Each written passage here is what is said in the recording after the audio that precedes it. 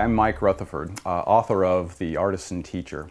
We're pretty excited about a project we're doing now in conjunction with Morehead State University. We're developing an Artisan Teacher Field book. And I thought it might be a good idea to talk just a little bit about why we're doing that and what the field book might look like a little bit. You know, a field book is something that you use, well, in the field to help you, number one, find out quick information about things that you wanted to know about. You know, I've got some examples up here. Here's a field book to insects and spiders. So if I saw a bug and I wanted to know something about it, you know what a field book is able to help me do is to quickly find out a little bit of information about that specific spider or bug. Another thing a field book can do is to help you go deeper in some areas that you're really interested in. So for instance, you know, if you're leafing through the field book on insects and you might say, gosh, I'm interested in that one. I'd like to know some more about that. A good field book helps you to go deeper in areas where you have an interest. I think maybe the third thing that a good field book does is it helps you to learn more about what you already know about. Maybe you have a few favorite bugs or spiders, let's say, and you wanted to go deeper and know more about those. A field book ought to help you do that too. So the Artisan Teacher Field book is for the classroom. It's for teachers and administrators really to be able to do those three things. A quick reference guide to find out quickly some information about some things you're interested in that you don't already know about, or to go deeper in some areas that you have an interest, and maybe most importantly, to be able to take the things that in the classroom as teachers you already do really well and understand them at even a deeper level. Let's go to some places around the house here and model how a field book would work. And so the first place would be, let's take a look at some of these bugs. The first thing that a field book, I think, ought to do for you is help you to find out really quickly something that you're interested in that you don't know. So this is the National Audubon Society Field Book to North American Insects and Spiders. I found this little beetle out in near the back of my house the other day, and you know, he kind of was colorful and looked a little bit different. So I could take this field book and really within just a few moments I could identify exactly what he is. This little fellow is a Colorado potato beetle. Hey, pretty far away from home. But as I read more about him, it says they do exist here in the South, and here's what they eat, and here's what eats them.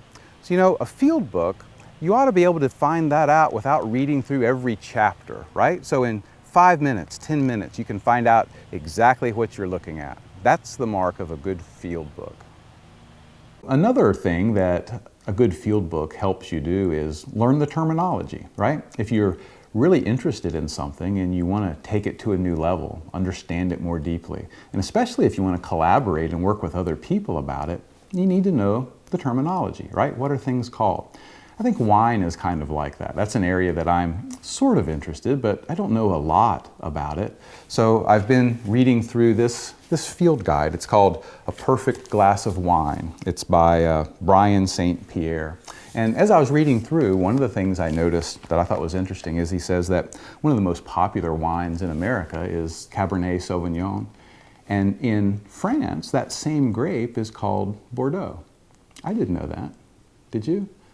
And you know, if you really wanted to go deeper in an area with wine, to know what the different varieties are called, how they're different in different countries, that'd be pretty important. So a good field book helps you do just that. It helps you understand a little more deeply what you're interested in by focusing on the terminology.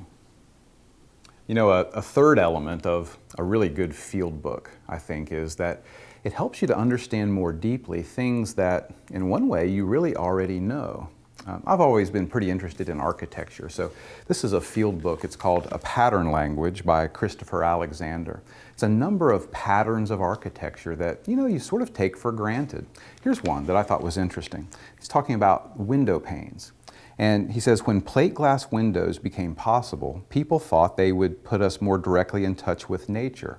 In fact, they do the opposite. What Alexander says is that when you have panes, it actually, in a way, sort of gives you multiple pictures of the outside rather than just one. And in a kind of pleasing way, frames the outdoors. You know, I'd never really thought of that, but it makes a lot of sense. I think that's what a good field book does.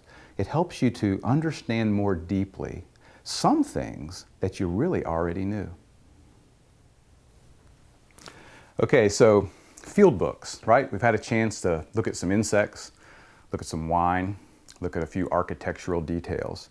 Let's take this back to the school and back to the classroom. So the Artisan Teacher Field book will really attempt to do these same things.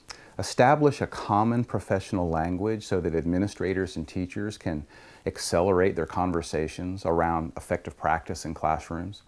And really, maybe most importantly, what an Artisan Teacher Field book would do would be to establish some of these patterns. Remember, one of the marks of an expert in any field is the ability to see patterns where novices don't see them. They see chaos, stuff, students, whiteboards.